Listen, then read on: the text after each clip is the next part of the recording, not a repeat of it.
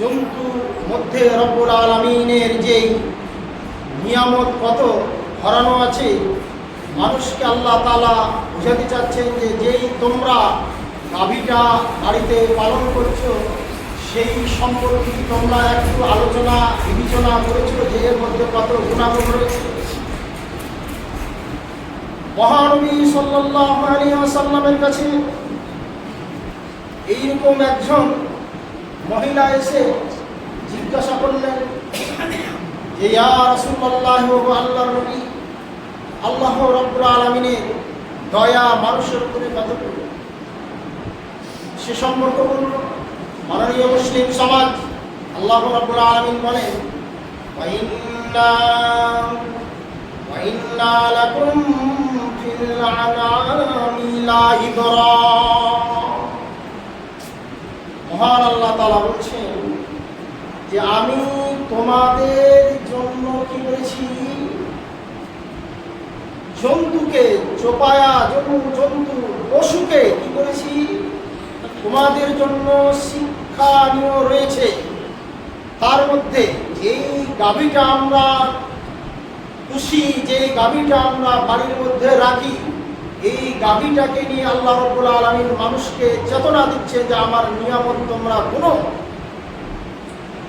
আল্লাহ তাআলা বলছেন যে গাভীটা আমরা বাড়িতে পুষি সেই সম্পর্কে মহান আল্লাহ তাআলা বলছেন যে পৃথিবীর মানুষ, আমি যে তোমাদেরকে এই গাভী দিয়েছি তো লাইবরা, এর মধ্যে শিক্ষা আছে, জ্ঞান আছে। কি জ্ঞান আছে? আল্লাহ তাআলা বলছেন নুসতিকুম মিম্মা ফি বুতুনিহি মিন বাইনি।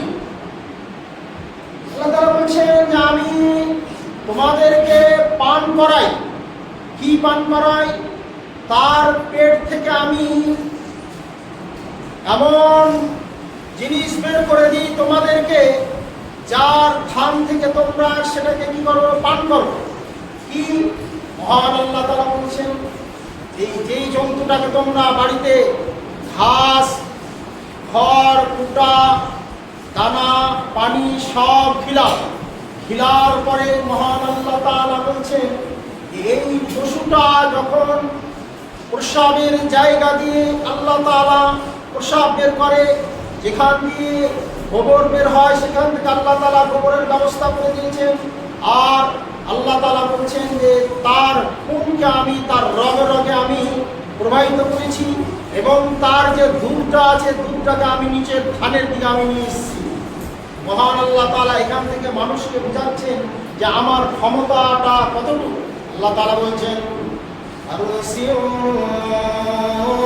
ওয়াদামিল লাবানান খালিসান লিসালিসা। আল্লাহ রাব্বুল আলামিন বলেন সাইমা লিশারিবিন।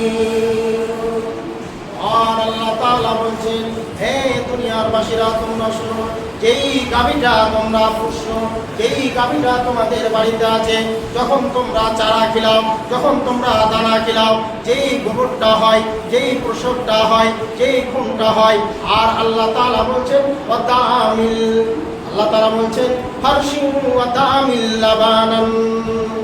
আমি কি করলাম? চারাগুলোকে তোমাদের পচিয়ে দিলাম, আর দেওয়ার পরে তাদের গোবরগুলোকে আমি বের করে দিলাম, প্রস্রাবের জায়গা দিয়ে প্রস্রাবকে বের করে দিলাম, আর খুনগুলোকে আমি তার রগে করে দিলাম, আর দুধটাকে আমি বের করে দিলাম তোমাদের জন্য রে বান্দা। আল্লাহ রাব্বুল আলামিন বলেন ওই দুধের পাটে যদি আমি এক ফোঁটা খুন দিয়ে দিতাম তাহলে তোমরা দুধ পান করতে না। এক ফোঁটা যদি আমি গোবর বের করে দিতাম রে বান্দা তাহলে তোমরা দুধ পান করতে না। ওই দুধের পাটে যদি আমি এক ফোঁটা যদি প্রস্রাব যদি বের করে দিতাম তাহলে তোমরা দুধ পান করতে না। আল্লাহ তাআলা বলছেন ওয়াদামিল লাবানান খালিসান। হে পৃথিবীর মানুষ, তোমাদেরকে আমি কত ভালোবাসি। খাঁটি ভাবে একদম নির্ভেজাল, যেখানে ভেজাল থাকবে না, ওই জন্য আমি তোমাদের জন্য কি করেছি? ফারসিউ ওয়া তামিল লাবানান খালিসান সাইফাল লিশারিবিন। আর আমি পান করার জন্য যারা পান করবে তাদের জন্য আমি সেটাকে খালিশ করে দিলাম, সঠিক করে দিলাম, যে আমার বান্দারা সেই দুধটা যে পান করবে তার মধ্যে যেন কোনো ভেজাল না থাকে, তার মধ্যে যেন কোনো গোবরের গন্ধ না থাকে, তার মধ্যে যেন প্রসাবের কোনো গন্ধ না থাকে, তার মধ্যে যেন খুনের কোনো ঝামেলা না থাকে, এমন ভাবে আমি করে দিলাম। মহান আল্লাহ তাআলা বলছেন, হে পৃথিবীর মানুষ তোমরা শুনে নাও, তোমরা গাভীটাকে কাটো, আর কাটার পরে তোমরা মাংস করো, তোমরা খুন পাবা, তোমরা গোবর পাবা, তোমরা প্রসাব পাবা।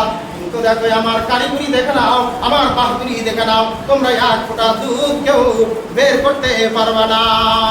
এরই নাম হচ্ছে আল্লাহ। আল্লাহ এখান থেকে চ্যালেঞ্জ করছেন, ওরে বান্দা তোদেরকে আমি কত ভালোবাসি, যে আমি তোদেরকে আমি খাঁটি খাঁটি ভাবে যত্ন ভাবে তোদেরকে আমি দুধ পান করাই। এটা হচ্ছে আমার নিয়ামত, এটা হচ্ছে আমার কুদরতি, এটা হচ্ছে আমার ক্ষমতা। আল্লাহ আল্লাহ তাআলা এখান থেকে চ্যালেঞ্জ করছেন।